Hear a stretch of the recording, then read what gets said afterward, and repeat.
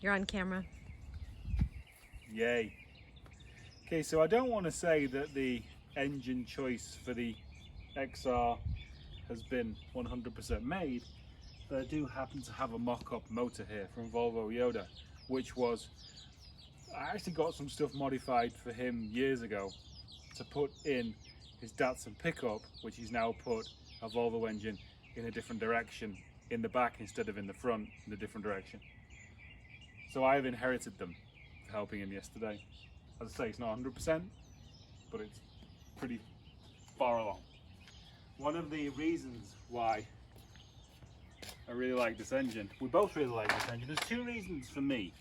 I grew up in the 80s and 90s with Group B rally cars, namely the Audi Quattro. Best sound ever. V8s are good, 5 cylinders, banging the rev limiter, amazing. And also the weight, because the 2.3 in that thing weighs about 5 tons. And this, I hope I can prove my point here and it doesn't all go wrong.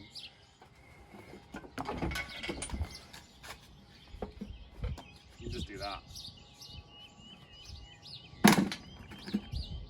Hopefully it'll hold itself. Although yes, it's an empty block, but it's still most of a block, and I could probably still do that with the head on as well. So yeah, love this engine. I'm going to take some measurements and see if it'll fit. So basically this is a mock-up block.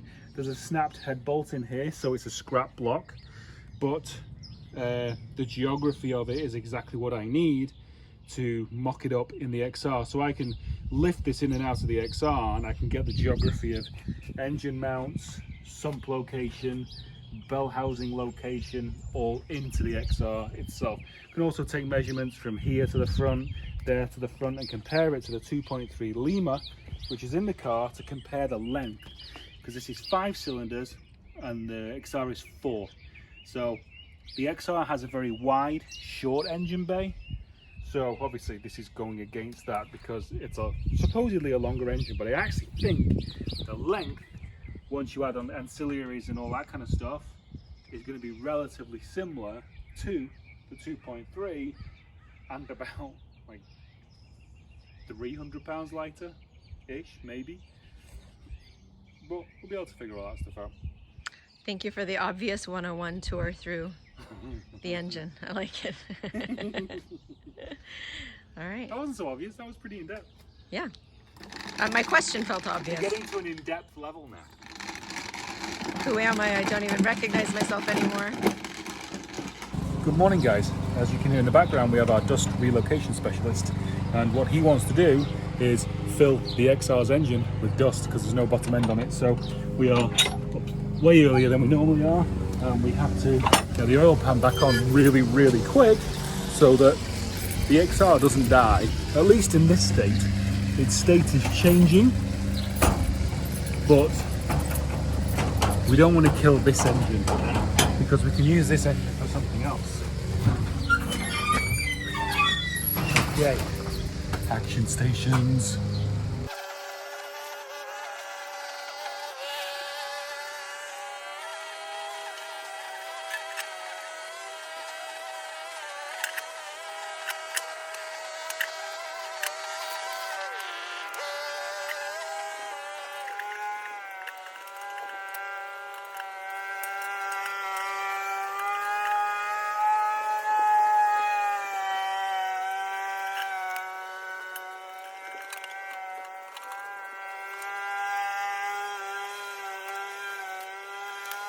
Okay, it's on, 80% on.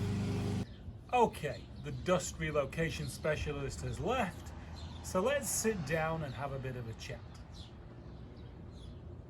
So the basis for this project was to put a BMW E36 crossmember in an XR4Ti. The guy in Poland did it a long time ago. One thing that I didn't realize was so important was the fact that he changed in a different engine. I think it was an M60 or an M62 BMW V8, which is front sumped. That's a thing. What happens is the E36 center is really far back. Now, not in itself a problem, but you have to ask yourself how much fabrication do you want to do. Now, I'm already up to my eyeballs in fabrication on the Mutt, thus I don't really want to have two carcasses to that level in this smaller space. I wanted this to be a more of a bolt-on project, which a BMW front cross member would not be. So a change of plan is going to happen. The XR front cross member is going to be going back in. I'm going to order some compression struts from England. So it's basically all going to go back in stock.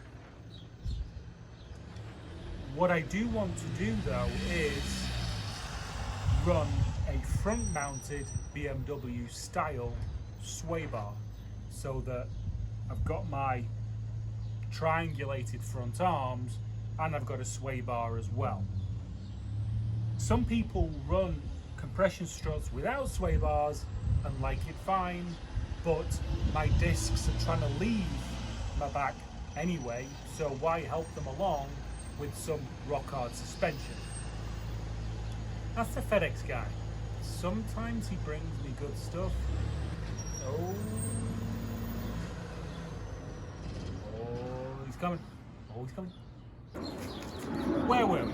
Yes, discs trying to leave my back. Thus, I usually tend to go with a softer spring rate and have stiffer sway bars to take up the sway. One way I think I'm going to be able to do that, I have to measure the diameter of the parts that insert into the knuckle tops. Is E46 struts have a sway bar mount on the shock body as opposed to on the front arm. So I'm going to do a few measurements of those in the scrapyard probably tomorrow to see if they're workable. So that's basically the front end of the XR back together. There's been a lot of speculation as to what engine is going to be going in the XR. The 2.3 itself, I really like the engine for its quirkiness, but it's not for me if I want to start turning it up. It's very heavy. You can get the head to flow really well, but I don't know. I just don't think it's the engine for me if I want to run a bit more power in it.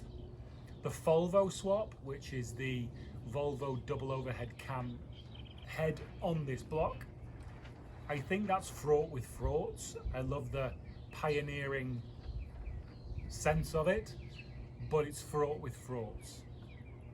What else did we have? Ford Barra. Super hot on the internet right now. Everybody wants to swap them in, but it's huge and heavy and Australian, thus there are none in the scrapyards here, so there's no real support for them. Then you've got things like 2J, or you've got any sort of BMW inline 6.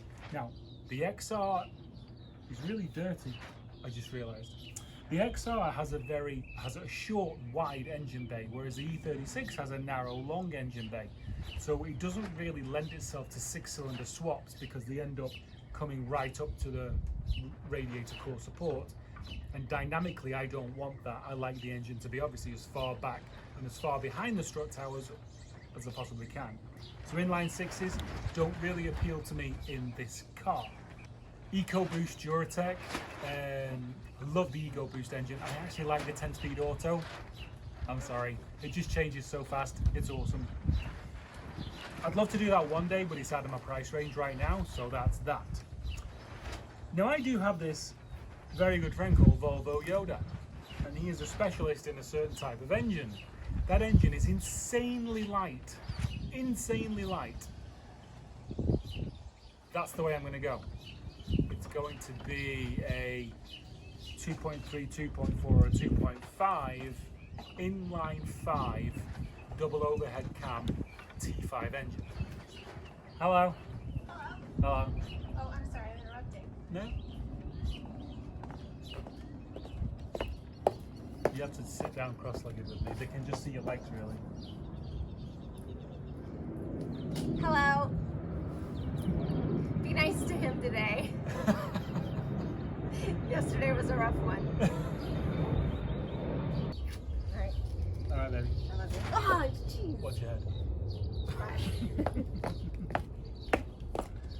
So where was I?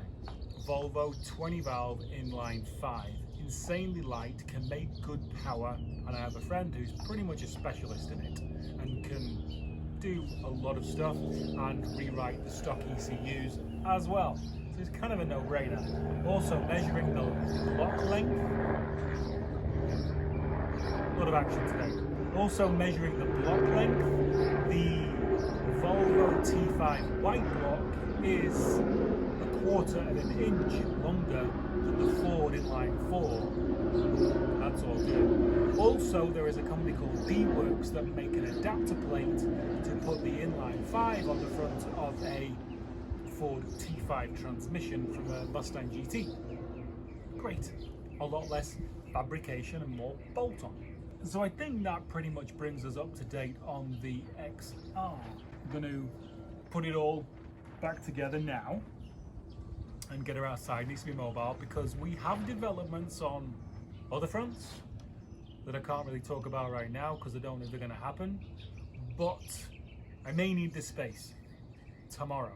So yeah, so that is where we are at. So I'm going to pull the sump back off, seal it back up, oil pump back on, and then start putting everything back together. It was a really good learning exercise. For years I've wanted to know whether an E36 front cross member would fit into a Sierra / XR4Ti, and it will. But if you want to run a rear sump engine, it's going to take a lot of fabrication and pushing the engine far back into the firewall. So today I've really allowed myself a day of tinkering. Anybody who watches the Mod series knows that the gas tank situation didn't go very well. So that has needed time to ferment and figure out a game plan. It doesn't cost too much money.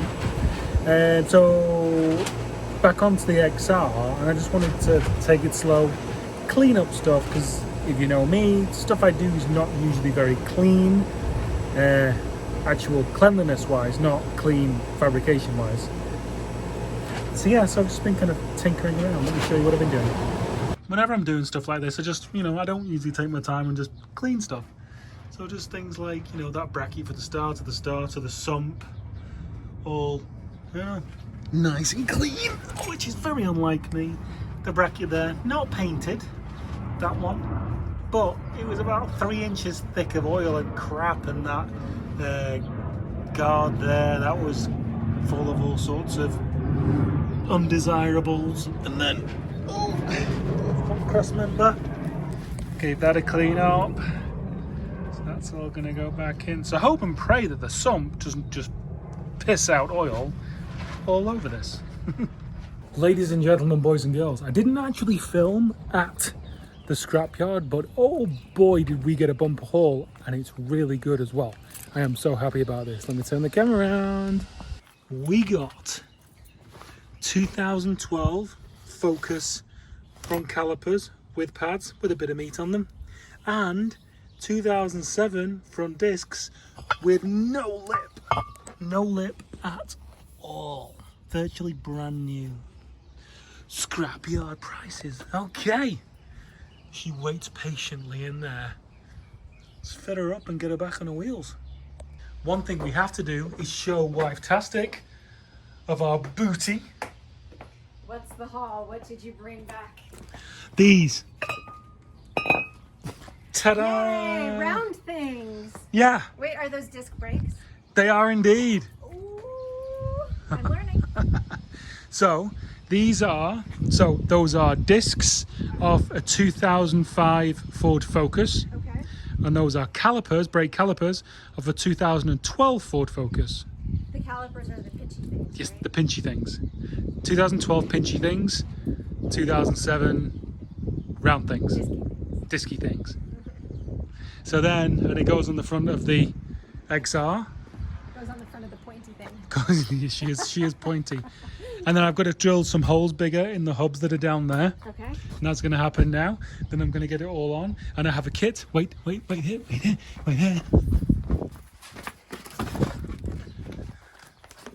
Then I have this kit. And you'll like how super pro it is. It's all based around safety. Safety would be nice.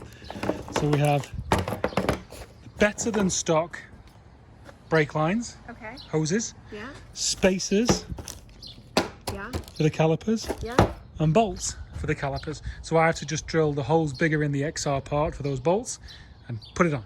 So you are brake-tastic. I am indeed. Happy days.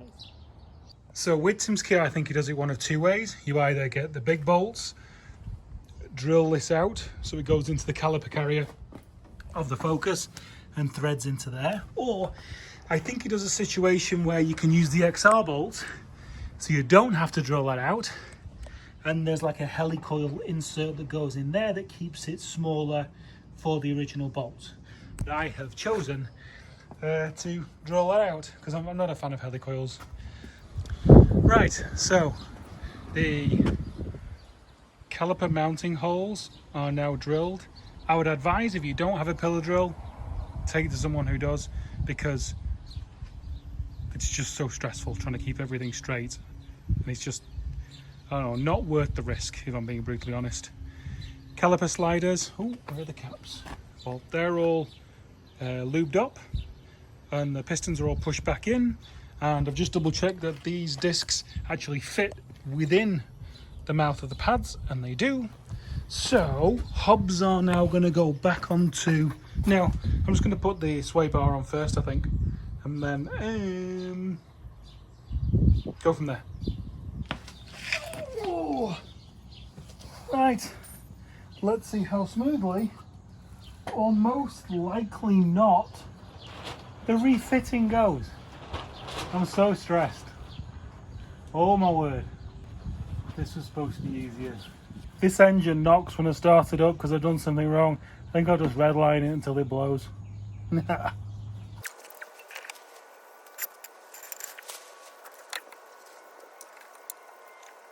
won't you go in? Came out. Okay, where's the Manchester spanner? Oh.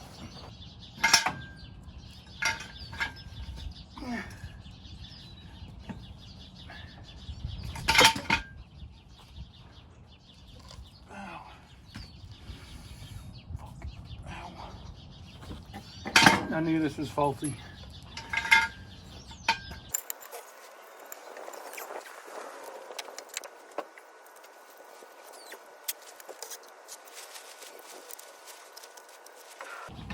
This is why we're getting compression struts.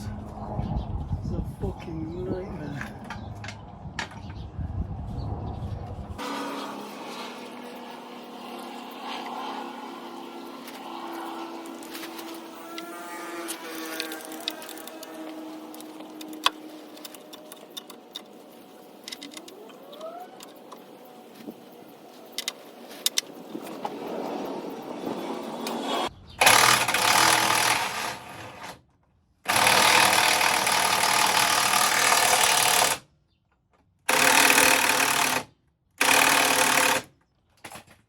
Fucking great. Jesus.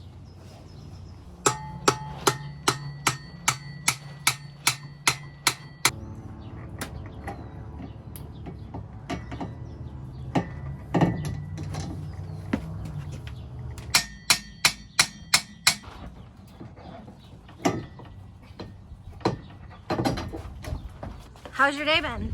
Bad. Everything's going wrong. Everything? Yeah. Absolutely everything?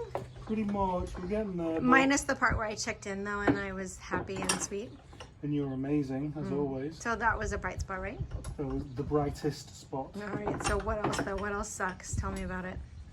We're supposed to drill straight holes in the hubs for the brakes. Yeah? I didn't realise that the hub was moving so that the hole wasn't going straight. Oh.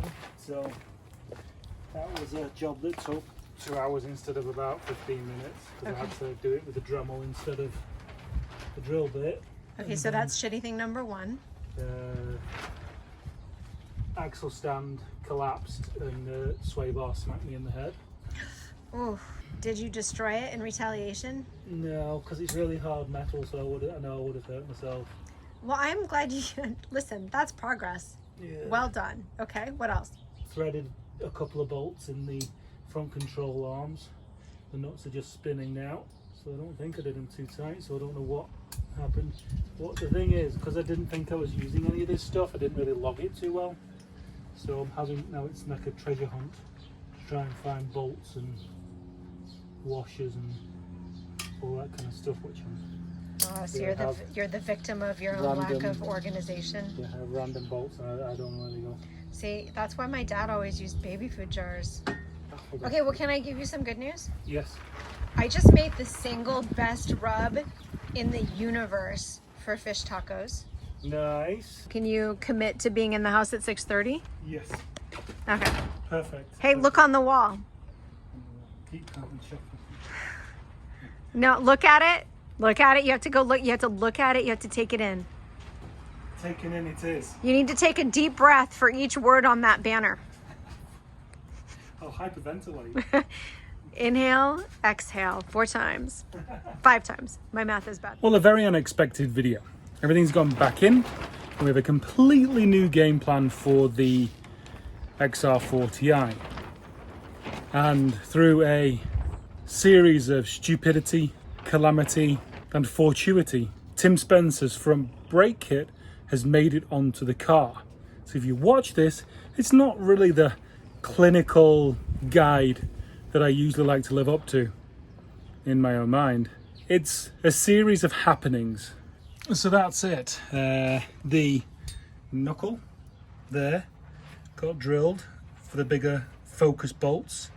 That's the spacer, and it just bolts directly onto this hub. There's no actual bracket to change the position or anything. It's just the bolts are in the same place. You just have that little spacer there, and that is the slightly bigger focus disc, and that is the hose that Tim had made for his kit that goes from the focus caliper to the XR body hoses, or whatever they're called. Yeah, so awesome. You know, calipers are slightly bigger, discs are slightly bigger. Game on, lovely. No idea where the track return bolts are. Got to find those tomorrow. And that is it. It's definitely been a day of discovery, failure, triumph, calamity, breakdown, happiness, sadness. But overall, it's been happy days because I had to keep in my head, just keep calm, chop on. See you Friday, 7 a.m. LA time. Bye.